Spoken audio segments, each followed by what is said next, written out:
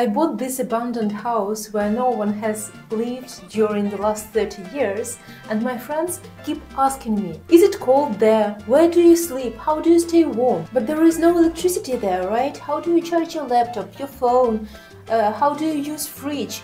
Is it dark inside with no lights? And the main thing, how do you manage to work as programmer and even stream live videos in the house where there is no electricity? So I'm going to answer all this in this video. Just to make it clear, it never was my big dream or intention to live without electricity, without water, without any civilization around, in the middle of nowhere. I mean, I love nature, but I also love comfort. I used to live in a beautiful apartment in Kiev, where everything was designed by me and the way I felt comfortable and convenient. I would load dishwasher, turn on washing machine with drying cycle on and start my robot vacuum cleaner and go for a walk in park. And then in 2 hours I will receive notification that everything is ready. Yes, my washing machine is connected to Wi-Fi as well.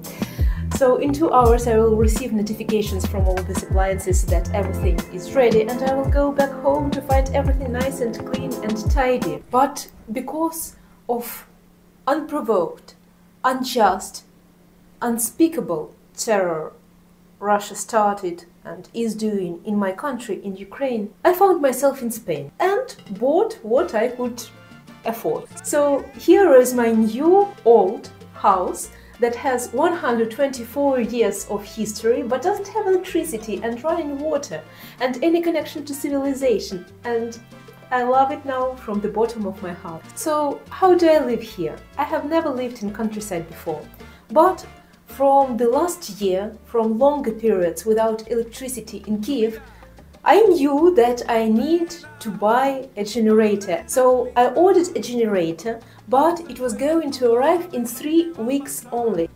So until then I needed to figure out how to live without generator and any source of electricity in this beautiful but abandoned house where no one has lived for the last 30 years. So first, internet. The very first thing I needed was internet to be able to work from the house from day one, even without electricity. My first thought was Starlink, and I was really surprised it doesn't have any source of power.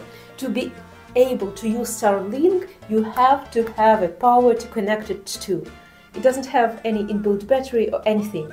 So that wasn't an option right away. I decided to use my internet connection from my Vodafone SIM card. I had signal outside of the house but not inside. So I made a signal booster that basically delivered the signal from the outside of the house to the inside so I can work from here. I made a separate video about that and I will link to it in this video. I described there in details how to make that antenna and all the stuff. So now I have the strong signal both outside and inside the house. That problem was solved. Alright, where do I sleep? Before I bought the house, I was sleeping in my car for 4 months. I thought that having a house after those 4 months would be a huge upgrade to my comfort. But it turned out that you cannot just walk into the house where no one has lived for 30 years and just sleep there. And not even because you need to buy new mattresses and throw away all old crap and so on and so forth, but because of the dust. Everything inside the house was covered with a thick layer of dust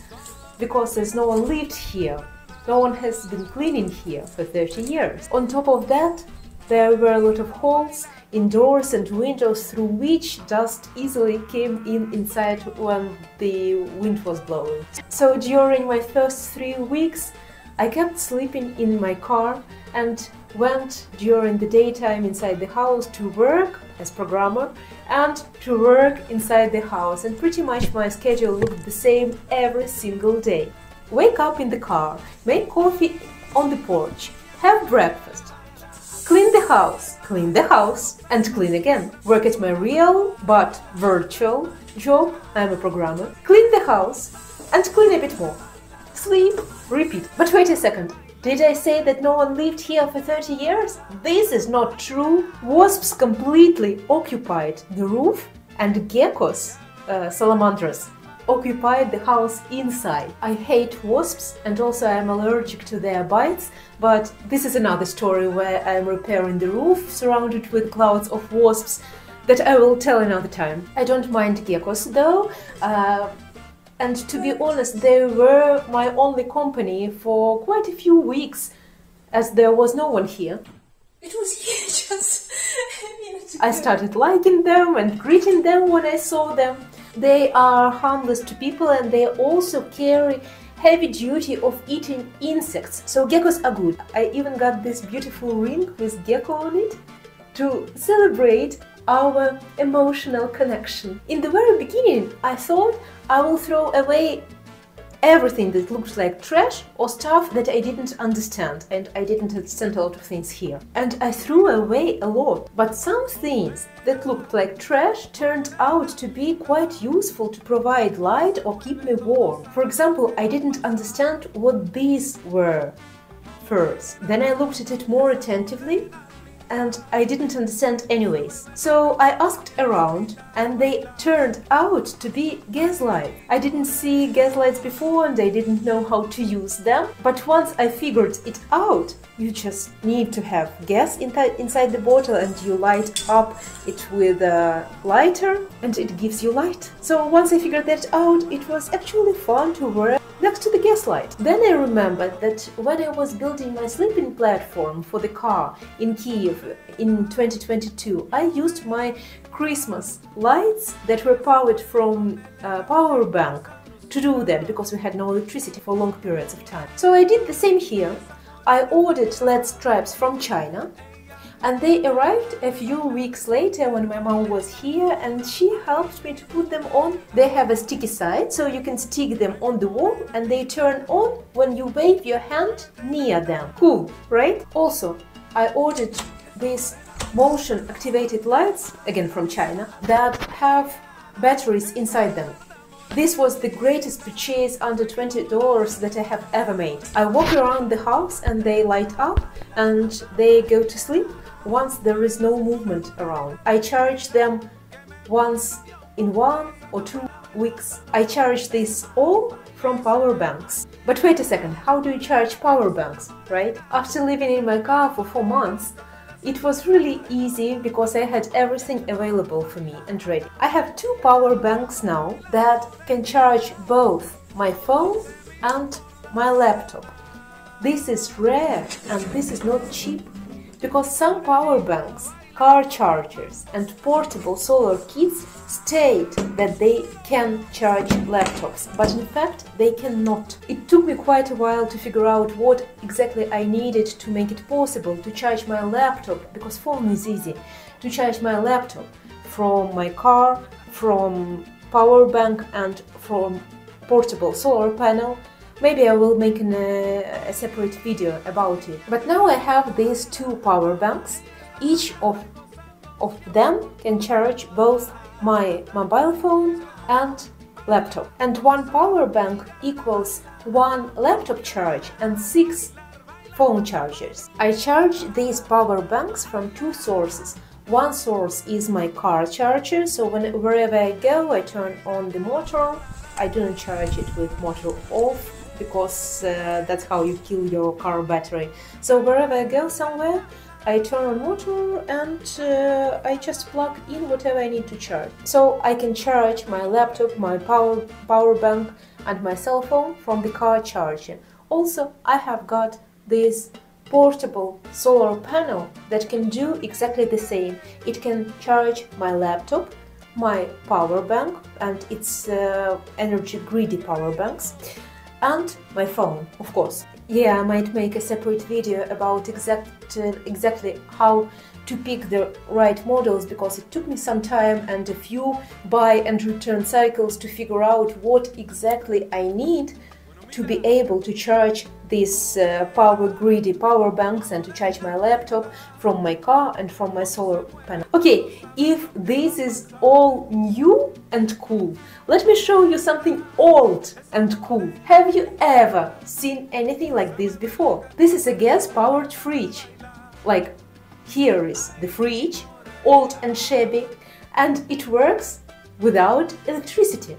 It's connected to the gas bottle, and just like gas lamp, you light it up, and somehow it transforms gas from the bottle and then fire into coal. Magic to me, but it works and I'm super happy to have it. It's not that I've never seen a gas-powered fridge in my life, I haven't even heard that they exist. This one is an old one, part of my heritage from the house, but they are still very popular in the Spanish countryside because electricity isn't accessible everywhere and is also expensive. There are also models that work both from electricity and gas, and you can switch the source of energy, and they are very popular in Spanish countryside. Gas bottles are easy to buy, you can buy them like everywhere, at the gas station, in the shop. Like, there is not much civilization around me, but if I go to the closest town, which is 12 kilometers, because there is just one store there that sells both tubes and tools and hammers and milk and bread, and also they sell gas bottles there. So gas bottles can be bought in very distant places. It's very easy and it's quite cheap. I also use gas for the old gas stove that came in with the house as well, to cook food and to heat water for showers. Alright, staying warm. This beautiful fireplace is my main source of staying warm. It requires attention. You can't just start it and forget about it. But for me it's absolutely worth it, and I have spent many happy hours in front of this fireplace, eating, working, or just laying on the couch and staring at fire. Another thing that I inherited with the house was this bar full of whiskey, sweet liquors and what's not. If you didn't know it, alcohol doesn't help you to stay warm. It doesn't, but it's nice to have a drink next to the fireplace nevertheless. Gas heaters. I also use gas heaters to stay warm. Again, this is the thing that I have never seen before. You just put a gas bottle inside the thing and it blows hot air. Like an electric heater, but it runs on gas. It has power grades in kilowatts like usual electric heater would have. I had heaters coming with the house as well. I had them checked by gas guy. Ya está caliente. But still, I have bought a new one, because using the old ones was just freaking me out a bit. But the idea is the same. You put in gas bottle, you turn on the switch, and it blows hot air. Beautiful, isn't it? Alright, here is the cool thing. This is USB powered electric blanket or poncho. This is another thing I ordered from China. I don't use AliExpress, by the way, because postman doesn't come to where I am. Instead, I use an app called Temu that lets me pick up my stuff from the local mobile store 30 kilometers away. But still. So this is another thing I bought from China. It's a heating blanket or poncho, and it is USB powered, which means that I can connect it to the power bank. I can turn it on and off with a button. To be honest, I never use it as poncho, but I will turn it on before going to bed. I will put it as a blanket on bed, and then I can sleep into the warm bed that is nice and cozy. I also have these hot water bottles. I remember that when I was a child, my grandma used to heat my bed for me with similar water bottles. They work really well. If you slide into the warm bed, even if you are cold, you get warm quickly, while if you do vice versa, when you are not cold but you're going into cold bed, it's very hard to get warm again. Okay, here is the magic, the true magic trick, how to stay warm during the night in the cold house. Most nights here it's about 3 degrees, so as you understand, the house gets pretty cool. There are a few things that I do to stay warm at night, and one of them I learned during my previous travel during wintertime in my car. I would put a smaller version of this electric heater inside my sleeping bag where the legs are, and I would stay warm inside the sleeping bag, and I was able to sleep during winter inside my car in the sleeping bag. Our legs get cold quickly because there is not much blood there, and as we are not moving, the circulation during the night is slower, so we need additional warming. But not in the way I used to think before. Once I slept on the top of the watchtower. It was about +2 degrees Celsius, and I was wearing 2 pairs of pants and 3 layers on the top, sports t-shirt, fleece and jacket. And I was sleeping in my sleeping bag with my sneakers on, but it didn't help. It was so cold that I kept waking up, and I had hard times falling asleep, and even half bottle of wine that I drank before didn't help to fall asleep. So I was telling about this experience to my friend who camps and hikes a lot during winter time, and there is a trick that he taught me that helped me enormously to sleep in my car and stay warm, and now to sleep in my house and to stay warm as well. So the main goal when you sleep inside sleeping bag or inside the cold house under the blanket, as I do now, is not to put as many clothes as you possibly can. I checked, it doesn't help. The goal is to save the warmth of your own body, to save the warmth that your own body produces. To do it, you need first to be warm before going to bed.